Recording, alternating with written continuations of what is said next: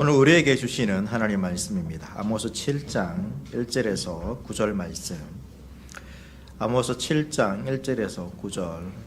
구약성경 1280쪽입니다.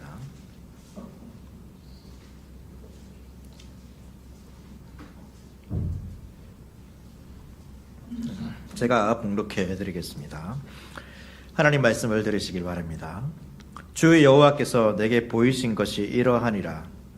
왕이 풀을 벤 후 풀이 다시 움돋기 시작할 때에 주께서 메뚜기를 지으시매 메뚜기가 땅의 풀을 다 먹은지라.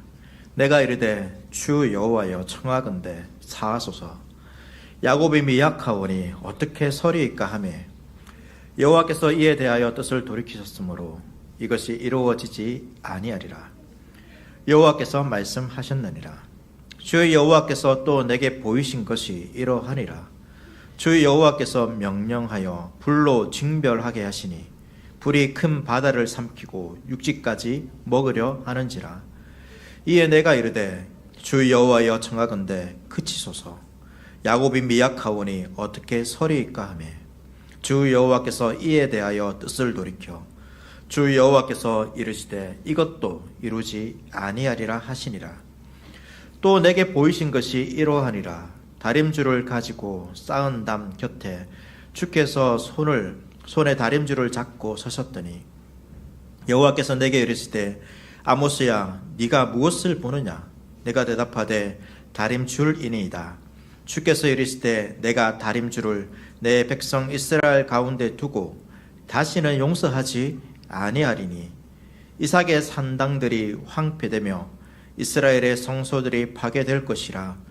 내가 일어나 칼로 여로보암의 집을 치리라 하시니라. 아멘. 오늘은 이제 아모스 말씀 우리가 보는데, 아모스는 오늘 이제 한번 이렇게 볼 것 같습니다. 보고 그래서 우리가 전체적인 내용들을 간략하게 보고 오늘 7장에 나오는 한상의 내용들을 조금 살펴보도록 하겠습니다. 아모스는 이제 남유다 드고아라는 이제 이런 마을의 출신이고 이곳은 예루살렘에서 남쪽으로 조금 더 10km 더 내려가야 됩니다. 우리나라로 따지면 이제 이 한 경상도 지역이라 이렇게 보시면 될 것 같습니다. 아모스는 이제 본래 선지자는 아니었습니다. 그냥 양을 치는 목자였고 또 뽕나무를 재배하는 농부이기도 했습니다. 근데 하나님께서 이 아모스를 부르셔서 선지자로 삼으신 것이죠. 그리고 이 아모스가 선지자로 활동한 것은 어디냐면 남유다가 아니라 북이스라엘입니다. 남유다 사람을 불러서 북이스라엘로 이렇게 이제 선지자로 보내신 것이죠. 그래서 하나님께서 조금 더 다른 북이스라엘 안이 아니라 좀 밖에서 이 북이스라엘을 바라보고 그들의 죄악들을 잘못을 지적할 수 있는 또 선포할 수 있는 그러한 선지자로서 이렇게 아모스를 부른 것입니다. 그래서 그 안에서만 보는 것이 아니라 외부에서도 동일하게 이 북이스라엘을 바라보면서 그들의 죄악이 동일하고 또 다른 측면도 있습니다. 다른 측면도 바라보면서 그들의 죄악들을 하나님께서 알려주시기 위해서 이 아모스를 부른 것 같습니다. 그래서 그가 활동했던 시기도 우리가 앞서 이제 호세아를 보았지 않습니까? 호세아가 여로보암 2세라고 말씀드렸습니다. 여로보암 2세 때, 그리고 그 위에 이제 급격하게 여러 왕조가 바뀌면서 아수르에서 멸망하게 되는데, 이 여로보암 2세가 통치하던 시기에, 그러니까 호세아와 거의 유사한 시기에 활동했던 선지자입니다. 그리고 이 여로보암 시기가 북이스라엘에서 정치적으로, 경제적으로 매우 풍요했던, 그리고 매우 강력했던 그러한 시대가 바로 이제 이 여로보암 시대인 것이죠.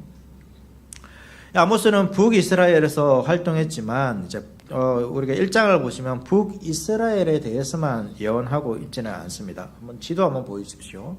지도로 보시면 이제 이 이스라엘 주변에 여러 나라들이 있죠. 여러 나라들이 있는데 뭐 1장에 보시면 다메섹, 이 다메섹은 이제 아람의 수도입니다. 다메섹과 가사, 이 가사는 이제 블레셋 중요한 도시고, 에돔, 에서의 후손이고, 암몬, 노스의 후손, 모압도 노스의 후손입니다. 그래서 이러한 여러 나라들에 관한 심판들을 짤막하게 언급하고 있습니다. 그래서 그 당시에 하나님께서 이 북이스라엘만 다스리는 것이 아니라 온 이방 나라들도 다 다스리고 그들의 행위도 다 보고 있다는 것을 하나님께서 말씀해 주신 것이죠. 그리고 2장에 넘어가면 이제 남유다에 관한 심판의 말씀도 하시고 그 후에 본격적으로 북이스라엘에 관한 그러한 심판의 내용들을 하나님께서 주고 있습니다. 아모스를 하고 있습니다.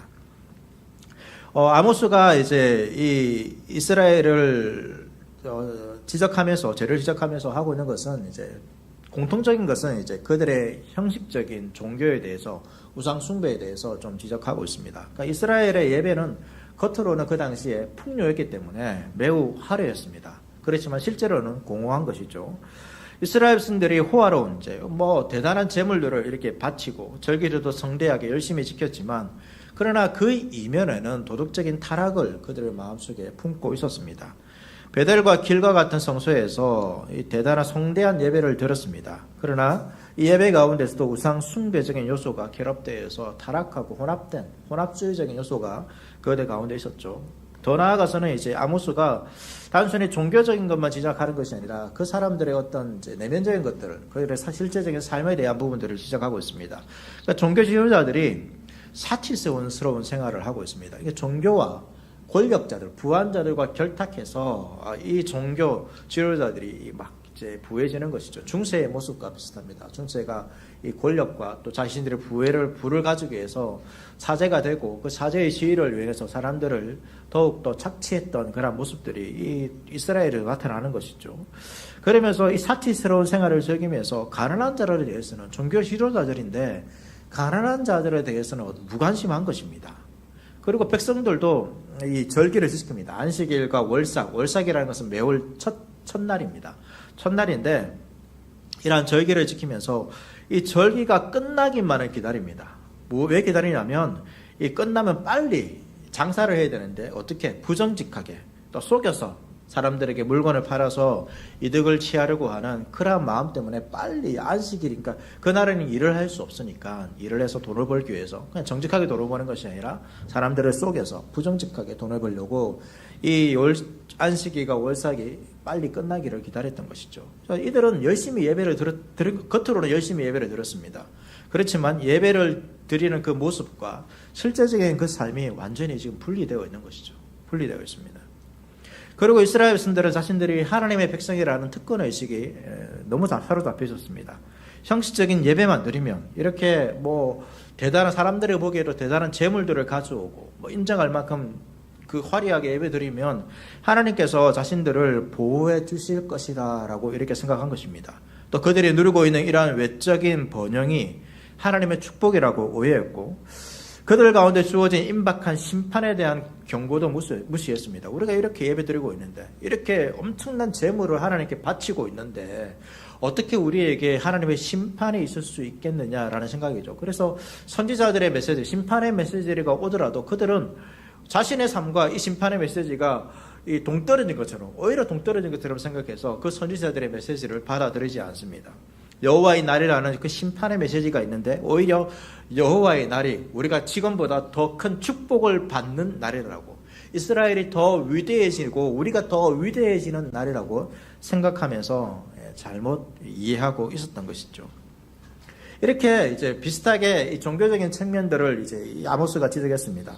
그래서 또 아모스는 다른 선지자와 또 다른 측면들을 조금 이제 강조하고 있는 부분들이 있습니다. 그게 뭐냐면 공의와 여러분 정의입니다. 아모스 5장 24절 말씀입니다. 아모스 5장 24절 말씀, 아모스에서 가장 중요한 구절이라 할 수 있습니다. 같이 한번 읽도록 하겠습니다. 시작. 오직 정의를 물같이 공의를 마르지 않는 강같이 흐르게 할지어다. 그럼 이 말씀을 딱 떼어놓으면 보면 어떻습니까? 성경 말씀 같지 않죠. 세상 사회가 특별히 이 법을 다루는 곳에서 어떻게 해야 되는가 이렇게 이제 그래서 기독교 사회 운동을 하시는 분들이 이 말씀을 가지고 참 많이 운동합니다. 이 말씀을 이제 아모스가 하고 있는 거죠. 오직 정의를 물같이 공의를 마르지 않는 강같이 흐르게 할지어다.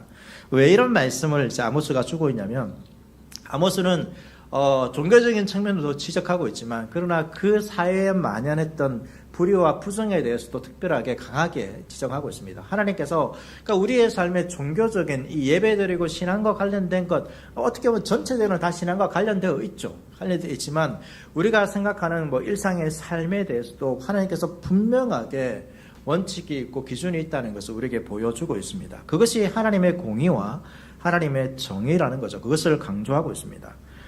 왜냐하면 이 당시에 북이스라엘이 매우 이제 번성했습니다. 그러면서 상류층이 생겼고, 상류층이 생겨나면 권력자들과 또 종교 지도자들과 결탁하는 그러한 사람들이 생기고, 그 결탁하는 이유가 무엇입니까? 결탁하는 이유는 자신의 지위를, 자신의 권력을, 자신의 부를 더욱더 누리기 위해서 그런 것이죠. 그러면 어떻게 해야 됩니까? 그렇게 하려면 이 가난한 자들을 억압할 수밖에 없습니다. 가난한 자들이 부자에 의해서 끊임없이 억압당하고 착취당하는 그러한 현실에 대해서 지금 아모스가 이 공의와 정의라는 이 단어를 가지고 이들의 죄악들을 지적하고 있는 거죠. 이 북이스라엘의 상류층들은 그들이 가진 부를 유지하기 위해서 또는 더 증대시키기 위해서 가난한 자들을 억압하고 희생시킨 것입니다. 몇 개의 구절들을 우리가 좀 살펴보겠습니다. 부자들이 가난한 자들을 착취하는 구절들을 보시면 아모스 2장 6절과 7절 말씀입니다. 아모스 2장 6절과 7절 말씀 보시면 이스라엘이 지은 서너 가지 죄를 내가 용서하지 않겠다. 그들이 돈을 받고 의로운 사람을 팔고 신 한 컬레 값에 빈민을 팔았기 때문이다. 그들은 힘없는 사람들의 머리를 흙먼지 속에 쳐넣어서 짓밟고 힘 약한 사람들의 길을 굽게 하였다. 그러니까 부자들이 지금 어떠한 짓을 하고 있습니까? 가난한 자들은 어떤 빚을 질 수밖에 없습니다. 그런데 빚을 갚지 못하는데, 그러니까 아주 적은 빚이죠. 신발 한 컬레 값의 빚이라고 볼 수 있습니다. 그런데 신발 한 컬레 값인데 그 값 때문에 뭐 하고 있습니까? 이 사람들을 노예로 삼고 있습니다. 얼마나 악한 짓을 하고 있습니까? 그 머리에 또 머리를 흙무늬 속에 쳐넣는다, 머리를 먼지에 뿌린다. 이런 것은, 먼지라는 것은 비참함을 말하고 있습니다. 이 가난한 자들을 더 굴욕적으로 만드는 거죠. 그들의 인격이나 사람됨에 대한 존중이 전혀 없습니다. 마치 짐승과 같이 부자들이 이 가난한 자를 짓밟고 무시한 것입니다. 더 나아가서 이 가난한 자들이 정당한 재판도 받을 수 없습니다. 부자들이 권력자들, 또 이러한 재판하는 자들과 결탁해서 이 재판을 굽게 해버리는 거죠.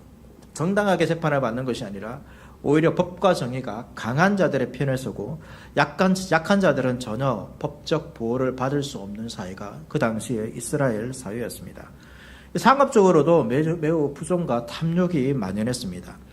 상인들이 정직한 거래를 해야 되는데 이것을 무시하고 사기와 속임수로 이익을 추구한 것입니다. 아모스 8장 5절과 6절 말씀입니다. 너희가 이르기를 월삭이 언제 지나서 우리가 곡식을 팔며 안식일이 언제 지나서 우리가 밀을 내게 할꼬 에바를 작게 하고 세게를 크게 하여 거짓 저울로 속이며 은으로 힘없는 자를 사며 신 한 컬레로 가난한 자를 사며 찌꺼기 밀을 팔자 하는도다. 그러니까 여기도 신 한 컬레로 나오죠. 그만큼 가난한 자들의 가치가 완전히 떨어져 있었습니다. 이 에바는 곡식을 측정하는 단위입니다. 그리고 세겔은 무게를 측정하는 단위입니다. 상인들이 어떻게 합니까? 에바를 작게 하고 세겔을 부풀러서 속에서 타는 겁니다. 오늘 말로는 저울치기 하는 거죠. 이렇게 이만큼이라는데 저를 값을 조절해가지고 그렇게 안 나오는 것입니다. 여러 가지 방법으로 사람들을 속이는 것입니다. 오히려 이러한 도구들을 조작해서 가난한 자를 속이고 부정한 그들을 한 것이죠. 그런데 오히려 이 사람들이 월삭과 안식일을 지키면서 이런 일을 하고 있습니다. 월삭과 안식일, 오늘날 보면 우리 예배라 볼 수 있습니다. 예배를 드리면서 그의 마음속에 무엇을 생각하고 있습니까? 빨리 이 월삭과 안식일이 지나가서 사람들을 속여서 팔아서 더 많은 이득을 취해야 되겠구나. 그러한 사회가 바로 지금 이스라엘 사회라는 것입니다.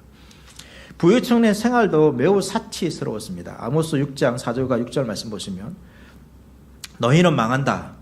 상하 침상에 누우며 안락 의자에서 기지개 켜며 양떼에서 골라 잡은 어린 양 요리를 먹고 우리에서 송아지를 골라 잡아 먹는 자들을 검은고 소리에 맞추어서 헛된 노래를 흥얼대며 다윗이라 된 것처럼 악기들을 만들어내는 자들, 대접으로 포도주를 퍼마시며 가장 좋은 향유를 몸에 바르면서도 요셉의 집이 망하는 것은 걱정도 하지 않는 자들. 보십시오. 여러분, 상하 침대. 지금도 상하가 귀하죠. 이 상하 침대에 누워 있습니다. 안락 의자에 앉아 있고 고기를 먹는데 어떤 고기 먹습니까? 일반 양고기도 아닙니다. 어린 양고기. 소도 어떻습니까? 송아지 고기를 먹습니다. 유흥을 즐기고 술 취해 있고 값비싼 항류를 사용하고 있습니다. 그러면서 아무 걱정하지 않습니다. 흥청망청 지내고 있습니다. 그러면서 가난한 자들을 대해서 어떻게 합니까? 그들의 값을 신 한 클레 값으로 치부해 버리는 것이죠. 이러한 부유층의 사치스러운 생활들이 어떻게 이루어진 것입니까? 단순히 그들의 노력이겠습니까? 그들의 노력이 아니라 가난한 자들을 억압하고 착취해서 얻어진 결과라고 아모스는 그들을 향하여서 선포하고 있는 것입니다. 이러한 북이스라엘의 죄악들, 공의와 정의가 있지 않은 북이스라엘의 죄악들을 지적하면서 이 아모스가 오직 정의를 물같이, 공의를 마르지 않는 강같이 흐르게 하라라고 선포하고 있는 것이죠. 그러한 공동체가 되지 않으면 하나님의 심판을 받는다는 것입니다. 정의라는 것은 우리가 딱 정확하게 이렇게 말하기 없죠. 뭐 정의가 무엇인가? 그 책 저는 읽어보지 않았지만 책도 너무 두껍지 않습니까? 정의를 한 단어로 한마디로 이렇게 얘기할 수는 없습니다. 그렇지만 정의라는 것이 우리가 기본적으로 생각할 때 올바름이죠. 공정함입니다. 그리고 우리는 신앙인으로서 하나님께서 정하신 기준이 있습니다. 사회적 기준이 아니라 하나님의 정하신 기준이겠죠. 그것이 말씀이겠죠. 그러한 기준에 따라서 살아가는 그 삶입니다. 하나님께서 이 사회 가운데서 도덕적으로 또 윤리적으로 올바르게 살기를 원하시는데 사람과 관계를 맺을 때 그러한 하나님께 주신 그러한 내용들이 있습니다. 특별히 하나님께서 기대하시는 정의라는 것은 성경 전체에서 또 특별히 아모스를 볼 때는 가난한 자와 약자를 배려하고 서로의 사회적 관계 가운데서 서로 공정하게 정직하게 대하는 것이 하나님께서 원하시는 정의입니다. 그래서 여러분 부한 자가 부하게 된 것 이게 우리는 단순히 그 자신의 노력으로만 여러분 그렇게 되었다고 생각해서는 안 됩니다. 권력도 마찬가지입니다. 하나님께서 그들에게 다른 사람보다 더 많은 것, 권력이든 부든 지혜든 무엇이든지 다른 사람보다 뛰어난 것을 허락하셨다라면 그것은 단순히 그것이 전부 그들의 것이 아니라 그것이 없는 자들을 위하여서 하나님께서 그것을 주셨다라는 생각을 하셔야 됩니다. 그럼 권력은 자신의 힘을 발휘하기 위해서 다른 사람을 지배하고 다스리기 위해서 권력을 주신 것이 아니라 권력이 없는 자들을 돕기 위해서 하나님께서는 권력을 주셨습니다. 하나님께서 부를 주신 이유가 무엇입니까? 부를 주신 것은 그 모든 부를 다 자기 것이라는 것이 아니라 넘치도록 주신 것은 그 부를 어떻게 하신 것이죠? 없는 자들을 없는 자들을 위해서 사용하시게 하기 위해서 그들에게 부를 주신 것입니다. 지혜도 마찬가지입니다. 지혜로운 자가 있다면 어리석은 사람들이 있습니다. 그들을 올바르게 이끌기 위해서 하나님께서 그들에게 더 많은 지혜를 주신 것입니다. 이것이 하나님께서 이 사회를 유지해 가시는 방법인 것입니다. 하나님께서는 모든 사람을 동일하게 만들지 않았습니다. 각각의 다르죠. 그렇지만 각각의 다름이 모두가 다 합쳐지면 어떻게 됩니까? 그 하나님께서 원하시는 기준으로 맞추어지는 것입니다. 그것이 하나님께서 이 사회를 다스려가는 방식이고 특별히 교회 공동체도 마찬가지입니다. 교회 가운데서도 여러 가지 다름이 있습니다. 그렇지만 그 다름들이 합쳐지면 어떻게 됩니까? 하나님께서 원하시는 올바름이 나타나는 것입니다. 또 모든 사람이 항상 높은 곳에 있지는 않습니다. 낮아질 때도 있죠. 그렇지만 또 낮은 사람이 또 높아질 때도 있습니다. 그래서 하나님께서는 그것이 서로를 도움을 통하여서 서로에게 더 넘치도록 주어진 것을 통하여서 모두가 같은 곳에 평등함을 누리도록 하는 것이 하나님께서 주시는 이 땅을 다스리시는 정의와 공의라는 것입니다.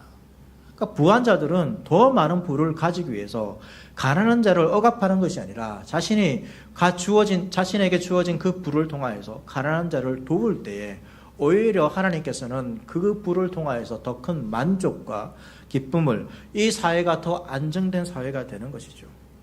오늘날 사회도 마찬가지입니다. 모두가 다 높아지려고 하면 여러분 결국은 싸움이 날 수밖에 없습니다. 그러나 이 사회 가운데서도 여러분 그런 것이죠. 공의는 좀 법과 관련되어 있다고 보시면 됩니다. 이 정의라는 것은 서로 간의 관계 가운데서 올바름이라고 보시면 되겠고, 공의라는 것은 법적인 관계에서 법적인 정의와 공정한 판결입니다. 이러한 것이 있어야 되겠죠. 우리가 이 사회에 대해서도 가끔씩 이게 우리나라 속담에 사자성어도 있지 않습니까? 유전무죄, 무전, 유죄. 무슨 말인지 알죠? 부한 자가 죄를 지었음에도 이 무죄가 되고 이런 것들이 그러니까 이 옛날부터 있었던 것입니다. 이 사회 가운데서.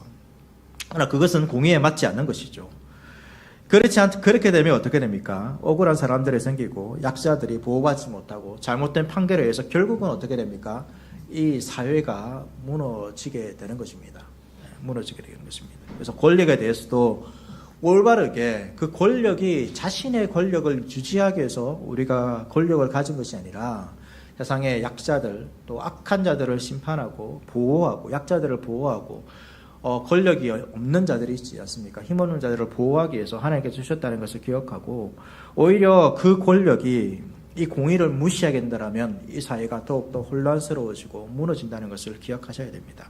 교회도 마찬가지입니다. 교회도 하나님께서 특별하게 어떤 직분에 그러니까 그 개인의 권력이 아닙니다. 제가 목사이지만 저라는 박희돈이라는 저에게 하나님께서 권력을 주신 것이 아니라 목사라는 직분에 권력을 주셨습니다. 그러니까 권위가 있는 것이죠. 그래서 안수로로 세워지는 것입니다. 그렇지만 그 권위가 올바르게 주신 목적에 의해서 사용되지 않고 그 개인을 지키고 보호하기 위해서 힘으로서 사용되어진다면 여러분 그것은 그 공동체가 무너지는 것입니다. 그렇게 되지 않도록 해야 하는 것이죠. 이것이 하나님께서 말하고 있는 정의와 여러분 공의입니다. 이스라엘 사회는 그것이 없는 거죠. 그러면서 이 정의와 공의가 어떻게 되기를 원하고 있습니까? 물같이 마르지 않는 강같이 되기를 원한다라고 말하고 있습니다. 그러니까 이 사회 속에서 흘러가야 한다는 것이죠. 흘러가야 합니다. 물은 생명과 회복을 상징합니다. 강물은 계속 흐르죠. 멈추지 않고 지속적으로 흐르는 것이 정의와 공의가 되어야 되는 것입니다. 정의와 공의가 일시적으로 나타나는 것이 아니라 하나님 나라 백성 가운데 지속적으로 그 삶 가운데서 흘러가야 한다는 거죠. 계속 흘러가야지만 이 사회가 썩지 않고 이 사회가 부패하지 않고 이 사회가 권력자들에 의해서 다스려지지 않고 하나님께서 원하시는 그 하나님 나라 모습으로서 비록 모든 사람의 어떤 가지고 있는 것이 다르다 할지라도 같은 곳에서 만나고 하나님께서 원하시는 그 아름다운 나라 모두가 행복함을 누릴 수 있는 그러한 나라가 될 수 있다는 것을 이 아모스를 통하여서 우리에게 말씀해 주고 있는 것입니다.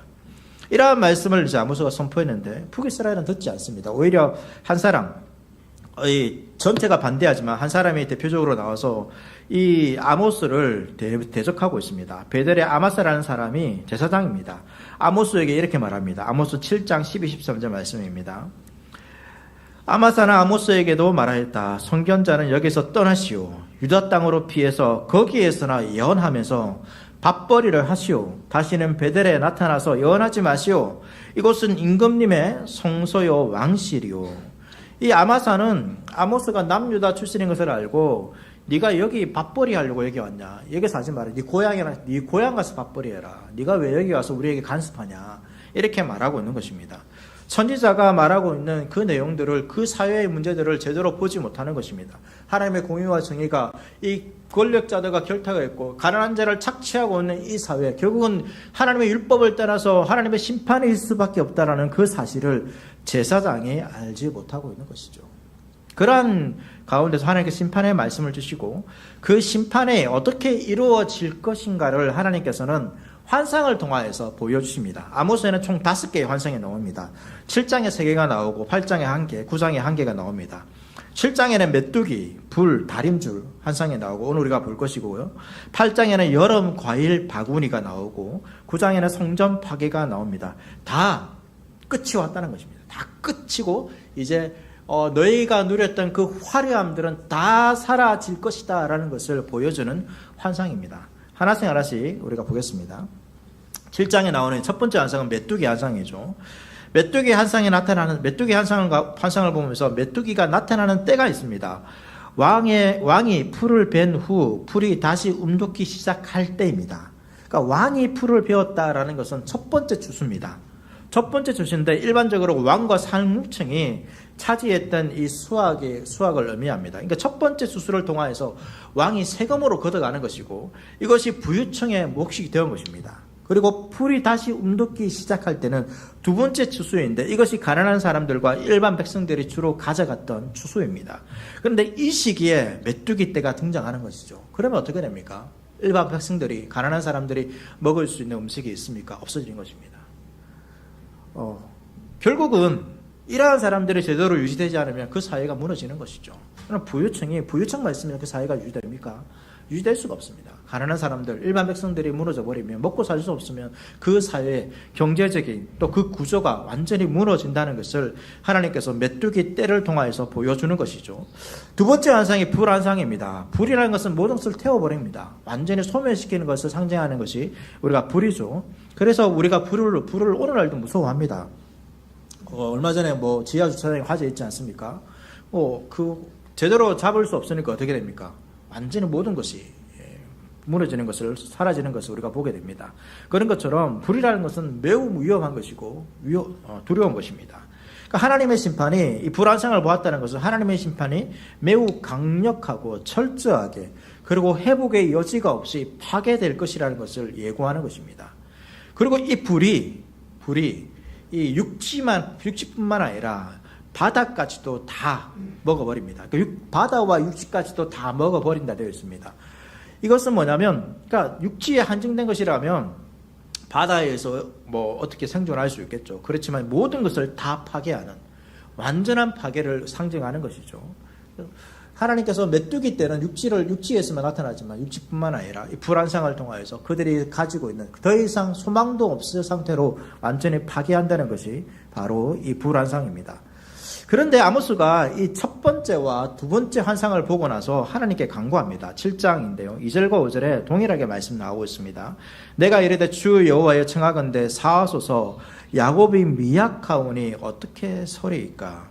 그러니까 아모스가 메뚜기와 불 심판을 보니까 지금 이스라엘이 너무 약한데 그것을 완전히 이제 파괴되니까 하나님께 간구하는 것이죠. 간청하는 것입니다. 중보자로서, 그 당시에 선지자는 또 중보자 역할이 있기 때문에 중보자로서 하나님께 간구합니다. 하나님, 너무 이 들어온 이 심판에 의해서 이 야곱이 견딜 수가 없게 될 것입니다. 완전히 사라질 것입니다. 주님, 이 심판을 돌이켜 주십시오라고 간구했던 것입니다. 이들의 죄를 용서해 주십시오라고 간구한 것이죠. 이렇게 선지자의 중보로 어떻게 됐습니까? 하나님께서 놀랍게도 그 첫 번째와 두 번째 환상은 뜻을 돌이키십니다. 재앙을 내리지 않기로 결정하시는 거죠. 선지자의 기도로 이스라엘 백성들에게 뭐가 생긴 것입니까? 회개의 기회가 생겼습니다. 우리 하나님은 여러분 죄에 대해서 심판하십니다. 엄하게 징벌하시지만 또한 뭐 하신 분이십니까? 자비롭고 은혜로우신 분이라는 것을 우리가 기억할 필요가 있습니다. 그래서 그들이 죄를 지었다 할지라도 언제든지 하나님 앞에서 진실하게 무릎을 꿇고 회개한다라면 긍휼을 베풀어 주시는 분이십니다. 선지자의 기도가 지금 통하고 있습니다. 이 말은 무엇입니까? 아직 백성들에게 회개의 기회가 남아있다는 것이죠. 하지만 선지자의 기도도 영원할 수는 없습니다.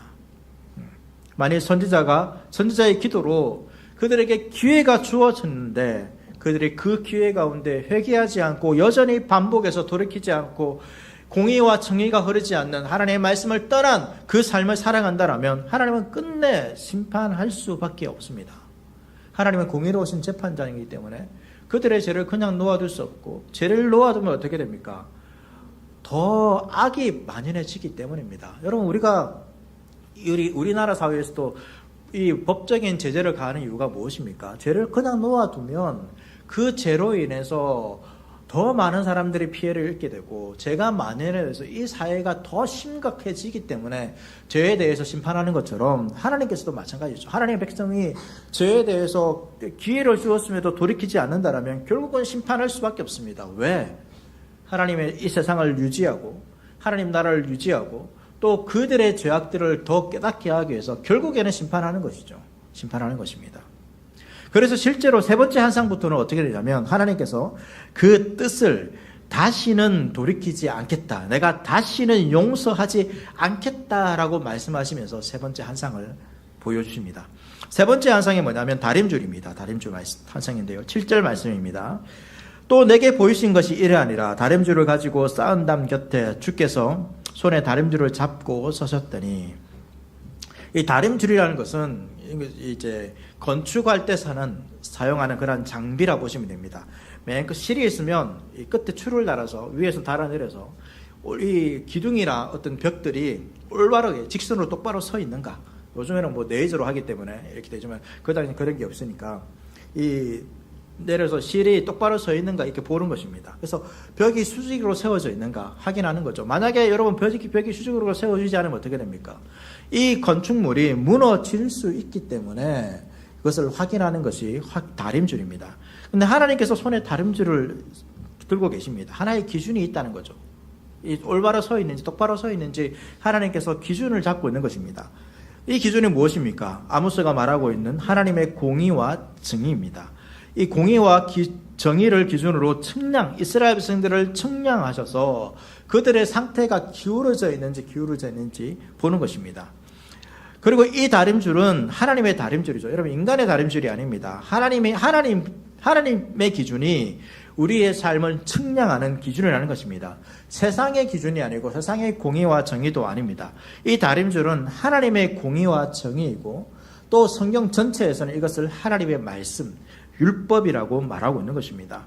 그런데 하나님의 다림줄로 이렇게 내려서 이스라엘이 올바로 수직으로 똑바로 서 있는가 확인하니까 이스라엘의 성벽이, 그러니까 이 눈에 보이는 성벽이 아니겠죠. 이스라엘이라는 어떤 상징적인 백성이 이제 상징적인 그 성벽이 올바로 서 있습니까? 그렇지 않습니다. 기울어져 있습니다. 건물이 기울어져 있으면 어떻게 됩니까? 건물이 기울어져 있으면 그 건물이 안전합니까? 무너질 수밖에 없습니다. 무너지는 거죠. 무너지는 것입니다. 간혹 이상한 이제 건물들이 있죠. 우리나라의 첨성대 같이 또 피사의 탑 같이 기울어진 건물이 있지만 여러분, 우리가 일반적으로 건물을 특별한 의도가 있지 않아 일반적으로 건물을 지을 때 우리가 똑바로 짓고 혹여나 기울어진 건물이 간혹 나타나지 않습니까? 그거는 안전진단을 받아야 됩니다. 왜? 무너질 수 있기 때문이죠. 하나님께서 보라는 것입니다. 하나님의 기준으로 너희의 모습을 보라는 것입니다. 내가 다림줄을 가지고 너희를 보니까 너희는 기울어져 있다. 근데 내가 다시를 용서하지 않겠다라는 말은 더 이상 이것이 올바로 똑바로 세워질 수 있는 그 기준을 넘어섰다는 것입니다. 그래서 이스라엘은 무너질 수밖에 없습니다. 이스라엘이 하나님의 심판을 받는데 그들이 심판을 받는 이유는 결국 그들이 무너지는 이유는 결국 무엇 때문입니까? 그들이 기울어져 있기 때문에 무너지는 것입니다. 하나님께서 밀어버리는 것이 아닙니다. 우리가 똑바로 서 있는데 하나님께서 밀어버리는 게 아니라 우리가 기울어져 있기 때문에 그 인생은 무너질 수밖에 없고 그 인생은 위험할 수밖에 없는 것입니다. 안전을 누릴 수 없는 것이죠. 우리의 삶도 마찬가지라는 것입니다. 우리가 올바로 서 있어야 됩니다. 우리의 몸도 마찬가지죠. 학생들 가방 메고 다니는데 옛날에 한쪽만 메고 다니면 뭐라고 그럽니까? 반대편도 메라. 왜? 이게 기울잖아요. 한쪽으로만 사람이 또 습관이 있지 않습니까? 습관이 있어가지고 한쪽으로 좀 많이 씁니다. 오른손 잡으면 오른손 쓰고 왼손 을 쓰고 걸을 때도 그렇고 똑바로 사는 잘 없지만 그래도 똑바로 하려고 애를 씁니다. 왜 그렇습니까? 한쪽으로만 쓰면 몸이 아프기 때문입니다. 육신이 무너지는 것이죠. 우리의 육신뿐만 아니라 우리의 영혼도 마찬가지라는 것입니다. 우리의 영혼도 똑바로 써야 됩니다. 그 기준이 무엇입니까? 하나님의 말씀이죠. 하나님의 말씀이 그 다림줄인 것입니다. 다림줄인 그 하나님의 말씀을 통하여서 뭐 해야 됩니까? 우리를 점검해야 되는 거죠. 내가 똑바로 서 있는가? 좀 한쪽으로 기울어져 있다면 내가 똑바로 서 있는가? 확인해야 되겠죠. 누구에게 보든지 아니면 병원에 가든지 확인해야 됩니다. 왜? 확인하지 않고 그렇게 살면 무너지는 것처럼 우리도 무엇을 가지고 하나님의 말씀을 가지고 우리의 영혼이 똑바로 서 있는가? 내가 제대로 걷고 있는가? 기울어져 있지는 않는가? 확인해야 하는 것입니다. 히브리서 4장 12절 말씀입니다. 하나님의 말씀은 살아있고 활력있어 좌우에 날선 어떤 검보다도 예리하여 혼과 영과 및 관절과 골수를 찔러 쪼기까지 하며 또 마음의 생각과 뜻을 판단하나니. 다림줄이 벽의 수직의 상태를 측정하듯이 하나님의 말씀이 어떻게 합니까? 우리의 신앙과 우리의 동기와 삶의 방식들이 하나님 앞에서 올바른지 확인해 준다는 것입니다. 좌우에 날선 어떤 검보다 예리하여서 우리를 완전히 쪼개버리는 겁니다. 그냥 이 겉으로만 쪼개는 것이 아니라 우리의 모든 것, 쪼갤 수 있는 모든 것을 다 쪼개어서 우리가 똑바로 서 있는지, 그 하나님 말씀 가운데 똑바로 있는지, 우리 안에 감추어진 것은 없는지, 기울어진 것은 없는지, 우리가 보지 못하는 것은 기울어져 있는데 보지 못하고 있는 것은 무엇인지, 그것을 어떻게 확인할 수 있다는 것입니까? 하나님 말씀을 통하여서 확인할 수 있다라는 것입니다. 하나님의 말씀은 단순히 우리를 올바르게 인도하는 그 인도자의 역할뿐만 아니라 내가 지금 똑바로 서 있는가, 내가 건강한가, 건강하지 않은가, 나의 인생이라는 이 건물이 기울어져 있는가, 기울어지지 않는가, 제대로 쌓고 있는가 라는 것을 확인해 주는 것이 무엇이라는 것입니까? 하나님의 말씀이라는 것입니다. 이 말씀을 통하여서 우리 인생들을 확인하셔야지만 우리가 똑바로 서는 것입니다. 하나년이 지나면서 이제 올해를 다 지나갔지 않습니까? 우리 인생은 어떻게 보면 쌓는 것이죠. 쌓는데 똑바로 쌓는지 확인해야 되지 않습니까? 기울어져 있는지 기울어져 있지 않는지 확인해야 됩니다. 그 다림줄이 우리에게도 있어야 되는 것입니다. 그 다림줄을 하나님께서 우리에게 주신 것이죠. 말씀을 주셨습니다. 그 말씀을 통해 보십시오. 말씀을 볼 때 하나님께서 우리의 모습을 보는 것입니다. 우리 스스로, 여러분, 사람은 우리의 모습을 스스로 깨닫는, 기독교의 신앙은 우리 스스로 우리가 뭔가 명상이나 묵상을 해가지고 우리 스스로 우리의 모습을, 우리의 존재를 깨닫는 그런 어떤 자아를 찾아가는 그런 종교가 아닙니다. 그건 다른 종교에 있는 거죠. 기독교는 어떻게 우리 모습을 제대로 찾아갑니까? 말씀을 통하여 찾아가는 것입니다. 말씀이 기준이기 때문에 그렇습니다. 인간의 기준이 되면 여러분 그 삶의 기준이 어떻습니까? 그 다림줄이 각각 다릅니다. 각각 다릅니다. 그래서 다 다른 거죠. 그러나 말씀의 기준이 될 때 우리가 어떻게 나아가야 될지 알 수 있는 것입니다. 이뿐만 아니라 성경은 이 건축과 관련해서 나오는 비유들이 종종 나옵니다. 말씀이 우리의 삶의 터입니다. 이 말씀의 터 위에 우리의 집을, 우리의 건물을, 우리의 신앙을, 우리의 가정을, 우리의 교회를 세울 때 어떻게 됩니까? 풍파가 오더라도 흔들리지 않을 수 있다라고 성경은 우리에게 말하고 있는 것입니다. 기울어져 있다라면, 혹여나 기울어져 있다라면 그 건물은 똑바로, 이 벽은 똑바로 할 수 있지만 여러분 터가 기울어져 있으면 어떻게 됩니까? 무너지는 거죠. 그 얼마 전에 부산에 이제 뭐 보셨을지 모르겠지만 트럭이 지나가는데 트럭이 땅바닥으로 꺼지는 그런 장면들을 보지 않습니까? 지하철 공사를 했는데 그게 뭐 물이 흘러가지고 집안이 약해져서 뭐 지금도 위험하다 이 얘기를 있습니다. 그런 것처럼 우리가 우리의 터가 제대로 닿지 않으면 우리가 아무리 잘 사는다 하더라도 우리는 기울어질 수밖에 없습니다. 우리의 인생을 세상 사람들이 바라보는 그 기준으로 우리의 인생을 여러분 삼지 마십시오. 내가 저 사람이 세상에서 대단히 인정받고 훌륭한 사람으로 존경받기 때문에 저 사람처럼 살아가면 내가 괜찮겠지. 여러분 그것이 우리의 기준이 되어서는 안 됩니다. 우리의 기준은 무엇입니까? 하나님의 말씀이 되어야 되고 말씀이신 예수 그리스도가 되어야 한다는 것을 기억하십시오. 이스라엘은 거기서 기울어진 것입니다. 기울어지면 결국 여러분 무너질 수밖에 없습니다. 하나님께서 포기하는 그때까지가 아니라 하나님의 기회를 주시는 때가 있습니다. 다시 바르게 세울 때가 있습니다. 더 이상 세우지 못하는, 더 이상 무너뜨릴 수밖에 없는 그때까지 우리가 가서는 안 되는 것입니다. 다시 바르게 세울 때, 세울 기회가 있을 때 어떻게 해야 됩니까? 하나님 앞에서 우리가 회개하고 돌이켜서 하나님의 말씀을 따라 공의와 정의를 따라서 이 땅을 살아가는 우리의 삶이 되어야 하는 것이죠. 말씀을 정리하겠습니다. 아모스는 북이스라엘 사이에 정의와 공의가 흐르지 않음을 지적했습니다. 종교적인 형식을 갖추었지만 자신의 부를 위해서 가난한 자를 억압하고 속이는 것을 아무런 거리낌 없이 당연한 것처럼 여겼습니다. 그들을 신한 걸레값에 팔아버리고 권력자들과 걸탁해서 그들을 억압하고 제대로 법적으로 올바른 대우를 받지 못하게 하는 그런 일들을 했습니다. 하나님은 그들을 향해 심판을 선언하셨죠. 그런데 선지자가 간청했습니다. 2번이나 간청해서 2번이나 그 뜻을 돌이켰지만 그들에게 회개의 기회가 주어졌지만 그들은 회개하지 않고 오히려 하나님의 기준에 다림줄에 기울어져서 결국은 더 이상 이 기울어진 것을 똑바로 세우지 못해 무너진 것이 여러분 이스라엘이었음을 우리가 기억해야 됩니다. 오늘날 우리에게도 하나님께서 여러분 돌이킬 수 있는 기회를 주십니다. 우리가 벽돌을 쌓을 때 잘못 쌓을 때도 있습니다. 그럴 때 하나님께서 아모스가 하나님께 간청했던 것처럼 오늘날에도 예수님께서 우리를 위해 중보하시죠. 우리를 위해 중보하셔서 우리가 다시 똑바르게 살 수 있도록 여러분 기회를 주십니다. 우리가 죄를 지었는데 어떤 때는 그냥 괜찮은 것 같죠. 죄를 지었는데 아무리 일이 없네. 이렇게 생각하며 우리가 지낼 때도 있습니다. 하나님께서 참 자비로우시는구나. 하나님께서 은혜로우시구나. 이렇게 생각할 수도 있는데 이 하나님의 자비와 은혜는 그냥 나타나는 것이 아닙니다. 예수님의 중보로 나타나는 자비임을 기억하십시오.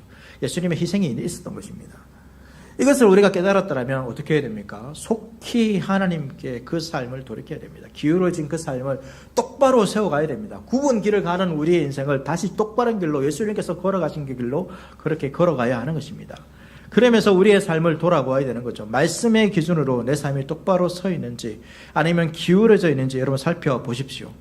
그렇지 않으면 하나님의 말씀이 경고하고 이것은 틀렸어, 잘못되었어, 너 기울어져 있어, 똑바로 해야 돼, 위험해, 이렇게 이 말을 듣고도 그 삶을 똑바로 세우지 않는다면 어떻게 됩니까? 결국 무너질 수밖에 없습니다. 무너뜨리고 다시 짓는 것이죠. 우리 삶에 자비와 긍휼을 베푸시는 여러분 하나님을 바라보시면서 이 말씀의 터 위에 기울어지지 않는, 흔들리지 않는, 어떠한 풍파가 오더라도 흔들리지 않는 튼튼한, 똑바로 세워진 그러한 건물을, 그러한 삶을, 인생을, 교회를 세워가는 저와 여러분 될 수 있기를 축복합니다.